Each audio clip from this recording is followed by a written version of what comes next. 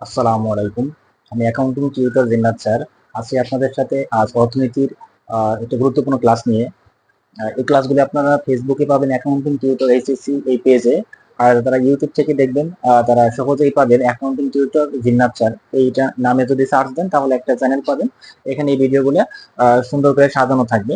তো আজকে ক্লাসটা শুরু করা যাক। আজকের আমাদের যে টপিকসটা সেটা হচ্ছে আপনার ভারসাম্যের দাম এবং পরিমাণ নির্ণয়। এটা অর্থনীতির খুবই গুরুত্বপূর্ণ একটা টপিকস। এখান থেকে মাঝে মধ্যে প্রশ্ন আসে।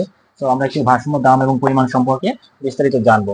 তো সবার আগে আমরা জানি যে ভারসাম্যটা কি। ভারসাম্যটা হচ্ছে এমন একটা বিষয় যে বিন্দুতে আপনার চাহিদা এবং যোগান পরস্পর সমান, সেটা হচ্ছে ভারসাম্য বিন্দু। আবার বলছি, অর্থনীতিতে ভারসাম্য বিন্দুতে এমন একটা অবস্থাকে বোঝায় যেখানে চাহিদা এবং যোগান পরস্পর সমান হবে।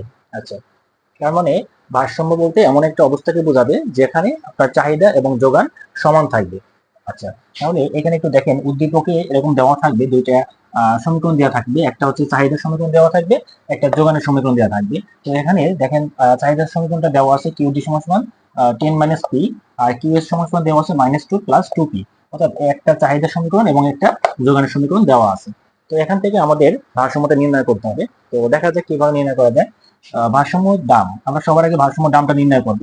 তো ভারসাম্য দাম কখন নির্ণয় করব? আমরা কিউডি এবং কিউএস টা পরস্পর সমান সমান লিখবো।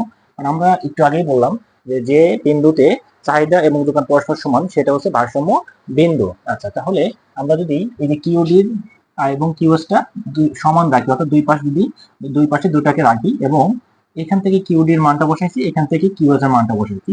বসানোর পরে দেখেন আবার বলছি, আমরা জানি যে কিউডি এবং কিউএস অর্থাৎ চাহিদা এবং যোগান পরস্পর সমান হলে সেখানে হচ্ছে ভারসাম্য বিন্দু নির্ধারিত হয়। তার মানে কিউডির মানটা এখানে রাখলাম, কিউএস এর মানটা এই পাশে রাখলাম। এরপরে দুইটার মানটা বসা দিলাম। এখন এখান থেকে আমরা এই টুপি কে এই পাশে নিয়ে আসলাম, যেটা আমরা গাণিতিক সমীকরণ, খুব সহজ একটা ব্যাপার। এবং এই টেনটাকে এই পাশে আসলে মাইনাস হয়ে যাবে। তো ফাইনালি যদি আমরা এইটার ক্যালকুলেশন করি তাহলে পি এবং -2p সমান সমান হবে আমাদের -3p, আর এখানে আসবে -12। তো ফাইনালি দেখেন এখান থেকে দুই পাশ থেকে মাইনাস বাদ দিলে 3p সমান সমান 12 থাকবে।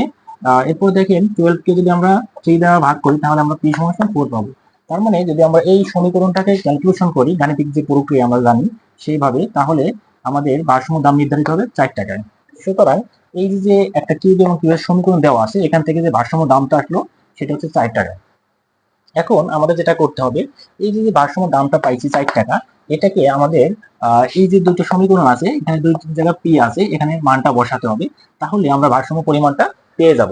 তো দেখেন এখানে প্রথমে আমরা কিউডি যে মান সমীকরণটা ছিল 10 মাইনাস পি, এই কিউডি সমীকরণে আমরা পি এর মানটা 4 টাকা ছিল, 4 টাকা বসালাম। তো 10 থেকে যদি আমাদের 4 চলে যায় তাহলে থাকবে কত? 6 একক। তার মানে দেখেন এই কিউডি কত একক আছে? 6 একক। আচ্ছা, এরপরে আমরা সেম ভাবে কিউএস এর যে সমীকরণটা ছিল, এই কিউএস এর সমীকরণটা লিখলাম। এরপরে আপনার হচ্ছে পি এর যে মানটা ছিল সেই পি এর মানটা বসালাম। তাহলে এইটুকে যদি সমাধান করা হয়, সমাধান করলে আমাদের যেটা হবে আপনার 6 একক আসবে। তার মানে দেখেন কিউডি এবং কিউএস দুই পাশ থেকেই আমরা যেটা পেলাম সেটা হচ্ছে 6 একক, এখানেও 6 একক। সুতরাং আমরা বলতে পারি যে 6 একক বা 6 একক পণ্যে বা এককে আপনার ভারসাম্যটা নির্ধারিত হয়েছে। তো এখানে বলতে পারি যে ভারসাম্য পরিমাণ হচ্ছে 6 একক, কারণ ভারসাম্য দাম 4 টাকায়, যে 4 টাকা দামে চাহিদাও কয় একক? 6 একক, যোগানের পরিমাণও 6 একক। তার মানে 4 টাকা দামে কিউডিও 6 একক, কিউএসও 6 একক। সুতরাং আমরা বলতে পারি যে ভারসাম্য পরিমাণ হচ্ছে 6 একক। আশা করি এই টোটাল এই ভারসাম্য বিষয়টা নিয়ে আপনাদের কোনো সমস্যা হবে না। তারপর যদি কোথাও সমস্যা অবশ্যই কমেন্ট করে জানাবেন। আমি ইনশাআল্লাহ চেষ্টা করবো যে সমস্যাটা আছে ওটাকে সলভ করে দেওয়ার জন্য। এইভাবেই আমরা অর্থনীতির যে প্রত্যেকটা ক্লাস ধারাবাহিকভাবে নেওয়ার চেষ্টা করবো ইনশাল্লাহ।